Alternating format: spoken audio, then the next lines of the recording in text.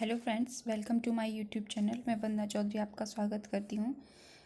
पिछले 2 वीडियो में हमने कबीर की साखियों के बारे में पढ़ा।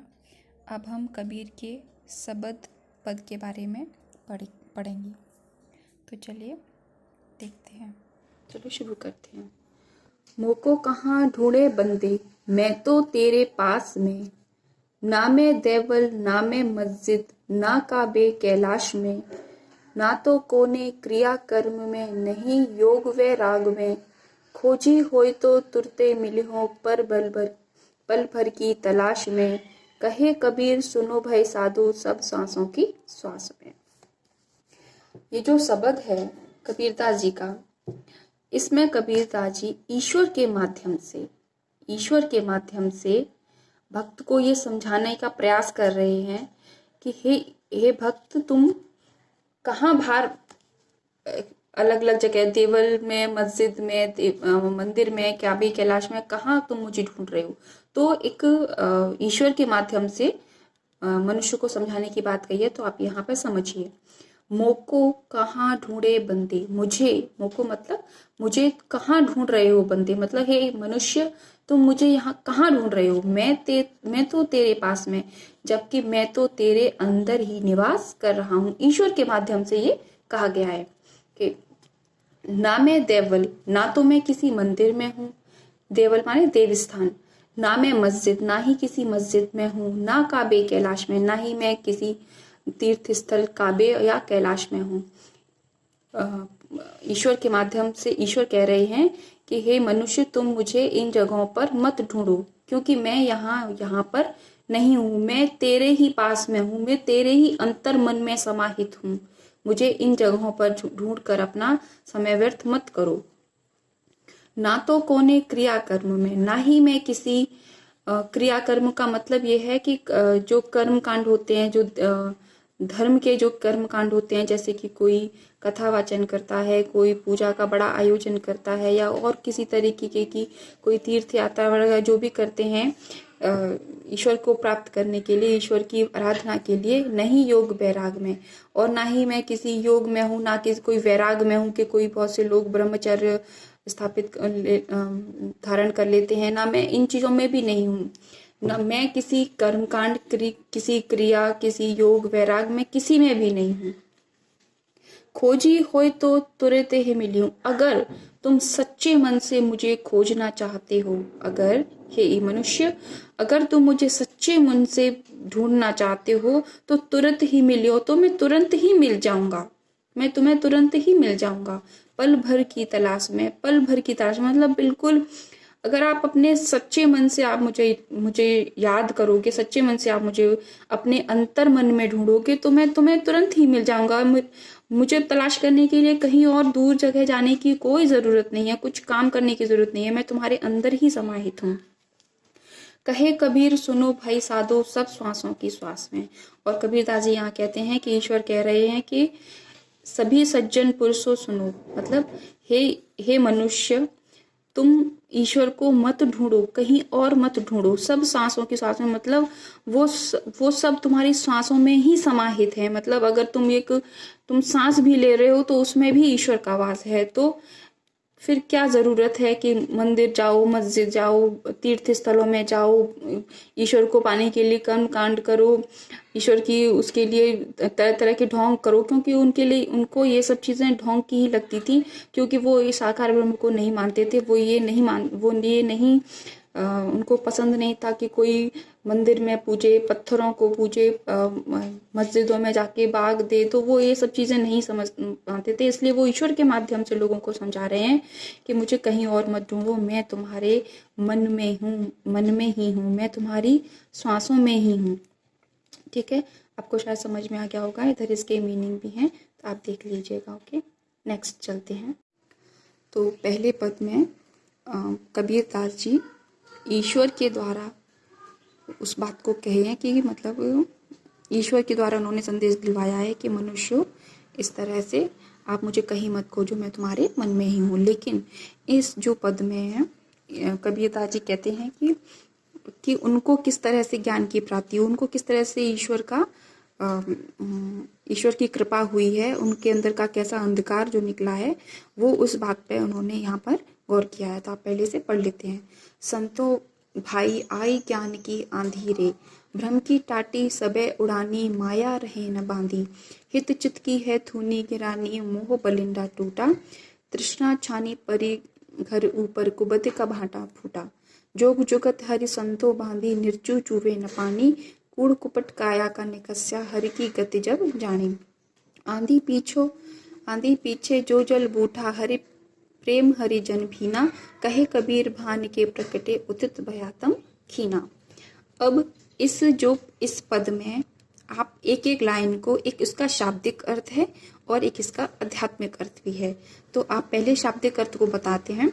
संतो भाई आई ज्ञान की आंधी रे, आंधी का मतलब दो तरीके से है। जैसे कि नॉर्मल वातावरण में जब आंधी आती है तो क्या होता है, तो क्या होता है कि सारी चीजें उड़ने लग जाती हैं, सब चीज उखड़ जाती है। तो यहाँ पर वो कहते हैं कि हे सज्जन पुरुषों, क्या हुआ मेरे साथ, क्या हुआ कि आई ज्ञान की आंधी, कि अब मेरे जीवन में जब आंधी आई, ज्ञान की आंधी का मतलब जब मुझे ईश्वर का सही ज्ञान हुआ, ईश्वर की सही पहचान हुई, तो क्या हुआ मेरे जीवन में एक आंधी की जैसी आई। कि मतलब मुझे ऐसा लग रहा था कि मैं पता नहीं कहाँ अंधकार में, कहाँ कैसे जी रहा हूँ, कि मैं मतलब क्या मैं कर रहा था।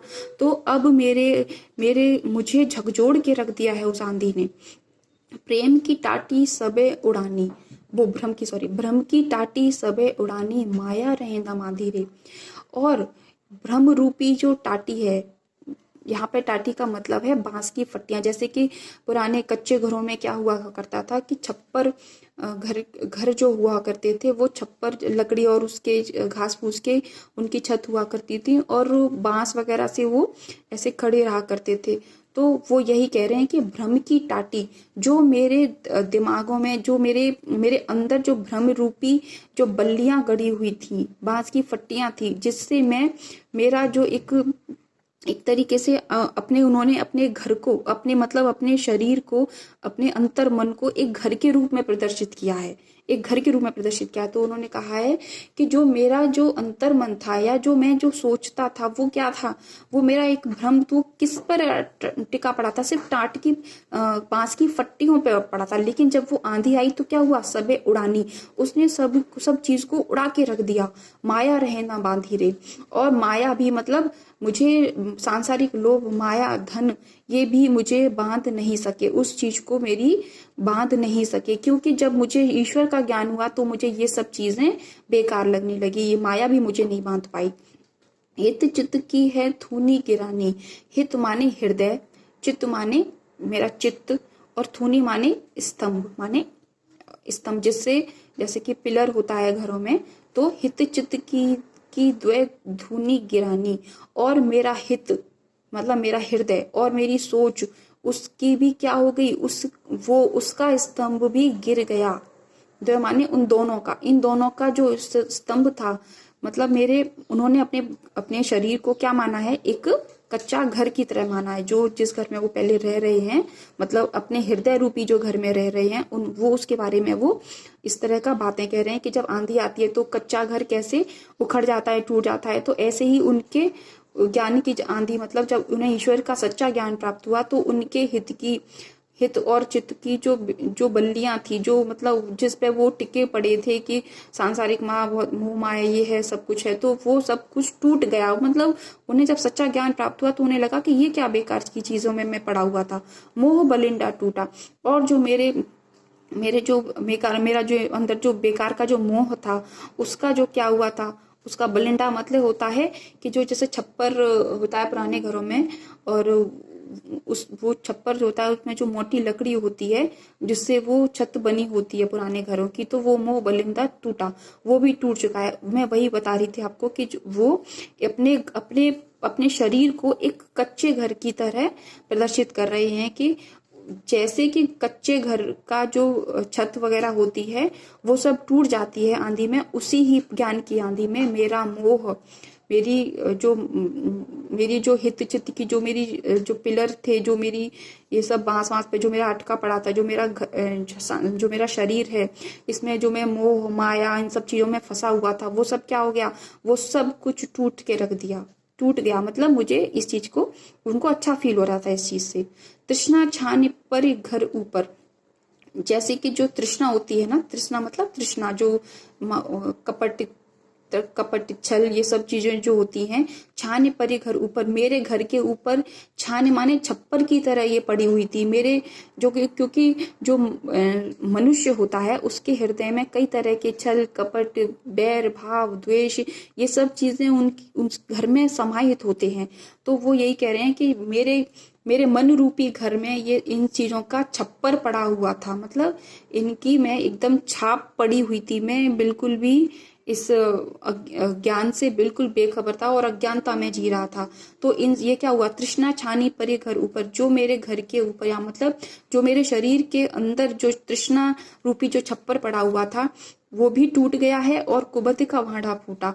और जो मेरी जो कुबुद्धि थी, जो मैं जिस गलत राह पे जो चल रहा था, जो मतलब मैं मेरे अंदर जो गलत भाव थे उनका भांडा भी फूट चुका है। मतलब इस आंधी ने, इस ईश्वर के प्रति जो प्रेम है उसकी आंधी ने मेरे इन सभी मोह माया इन सभी की जो मेरे सारे जो दुर्गुण हैं उनको तोड़ के रख दिया है। मतलब मुझे एक अच्छी राह पे भेज दिया है। मतलब आंधी के बाद जब साफ हो जाता है उसके बाद क्या होता है, बारिश होती है तो वो सब कुछ उस चीज को साफ कर देती है। तो वो भाव अभी आगे आएगा। जोग जुगत करि संतों भांति निर्चू चूवेण पानी। अब क्या हुआ है, जब ये सब चीजें टूट गई हैं, जब मेरे शरीर रूपी घर में से ये जो सब टूट गया है, तो क्या हुआ, जोग जुगत करि संतों भांति। फिर जोग माने योग, जोड़कर, जुगत माने प्रयासों से, जुगत माने प्रयास, और संतों मानी संत माने यहाँ के सज्जन। फिर क्या किया, सज्जन लोगों ने जोग माने प्रयास और वो करके मुझे इस चीज फिर से दोबारा से बांध दिया है। किसमें, योग में, ईश्वर के प्रति योग में।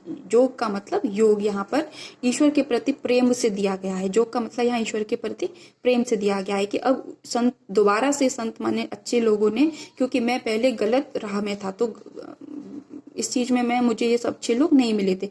तो अब संतों बांधी का मतलब अब सही राह पे मैं चल के मैंने अपने इस दोबारा से इस अपने नया जो परिवर्तन किया है उसमें मैं अब बहुत अच्छे से बंध चुका हूँ। ठीक है, मैंने जोड़ लिया है अपने आप को इस ईश्वर से।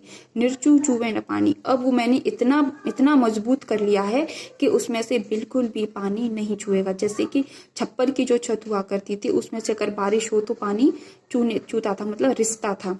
तो अब क्योंकि ईश्वर के साथ मेरा पूरा प्रेम बंध गया है, पूरा मैं उस चीज को मानने लगा हूं, तो मेरी जो छत है, मतलब मेरा जो अब ऊपर का जो बेस है वो क्या हो गया है, बहुत मजबूत हो गया है। अब उसमें से बिल्कुल भी पानी नहीं चू सकता, मतलब उसमें से बिल्कुल भी अज्ञानता, बिल्कुल भी किसी भी तरह का कलुषित विचार, किसी भी तरह की तृष्णा मोह माया बिल्कुल भी मेरे अंदर प्रवाहित नहीं हो सकती।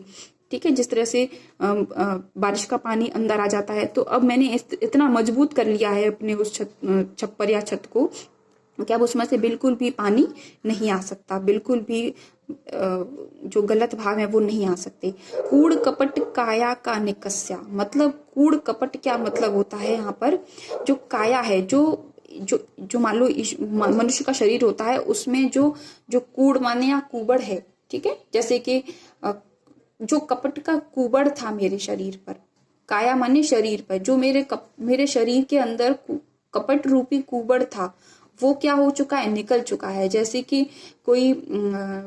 कि जो आपने पुराना पढ़ा होगा कि कुबड़ी जो थी उसको कृष्ण भगवान ने ऐसे सही कर दिया था, तो मतलब वो जो कुबड़ था, मतलब कुबड़ का यहाँ पर मतलब है कपट रूपी जो मेरे अंदर गलत भाव पड़े हुए थे वो मेरे शरीर के अंदर से अब निकल चुके हैं। मतलब अब मेरे अंदर इन चीजों का कोई मोल नहीं है, बेकार हो चुके हैं। हरि की गति जब जानी, जब मैंने ईश्वर को प्राप्त करने की राह जब मैंने जान ली है तो ये सब चीजें मेरे शरीर से निकल गई हैं। आंधी पीछे जो जल बूठा, और जब आंधी जब ईश्वर की जो प्रेम की, जो ईश्वर की ज्ञान की जो आंधी आई, उसके बाद जो जल बरसा है, जल का मतलब यहाँ पर प्रेम, भक्ति, ठीक है। प्रेम और भक्ति का जो जल मेरे ऊपर बरसा है, उसने क्या किया है, प्रेम हरि जन भीना। तो मेरा जो मन है, मेरा जो हृदय है, वो मेरे ईश्वर के प्रेम में भीना मतलब भीग चुका है। अब मैं इतना मतलब उस ईश्वर के प्रेम में भीग चुका हूँ कि मतलब अब मैं बहुत हर चीज को मैं समझ चुका हूँ कि क्या चीज गलत है, क्या चीज सही है। कहे कबीर भान के प्रकटे उदित भया तम खीना। तो कबीर दास जी कहते हैं कि जिस तरह से भान माने सूर्य, भान माने सूर्य, जैसे सूर्य के प्रकट होने से पूरा का पूरा जो तम होता है, तम माने अंधकार, तम माने अंधकार, जब जैसे सूर्य के प्रकट होने से, बारिश के बाद जब सूर्य प्रकट होता है तो कैसा सब कुछ साफ सुथरा और सुंदर वातावरण होता है, तो उसी तरह से जब सूरज प्रकट होता है, उसके बाद सारा का सारा अंधकार खीना मतलब खत्म हो जाता है। ऐसे ही जब मेरे शरीर में या मेरे अंतरात्मा में मेरे ईश्वर माने उदित मतलब यहाँ पे भान का मतलब यहाँ पे एक सूरज से है, और यहाँ पे ईश्वर की भक्ति, ईश्वर की कृपा या अनुकंपा है। तो जब ईश्वर की अनुकंपा जब मेरे ऊपर हुई है, जब ईश्वर का प्रेम रूपी प्रकाश मेरे हृदय में पड़ा है, तो मेरे अंदर की तम माने बुराइयां, अंधकार मतलब यहाँ पे तम माने मेरी बुराइयां, मेरे शरीर की, मेरे अंतरात्मा की, मेरे मन की, मेरे जितनी भी सारी बुराइयां थी, वो सब खत्म हो चुकी हैं। समझ में आया गया होगा आपको। बहुत ही गहरा और बहुत ही सही तरीके से जो कबीरदास जी ने उस चीज़ को, भाव को प्रकट किया है, बहुत ही उत्तम है।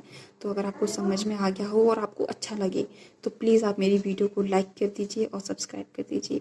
सो थैंक यू, ताकि मुझे प्रोत्साहन मिले अपनी नई वीडियो के लिए। Thank you so much.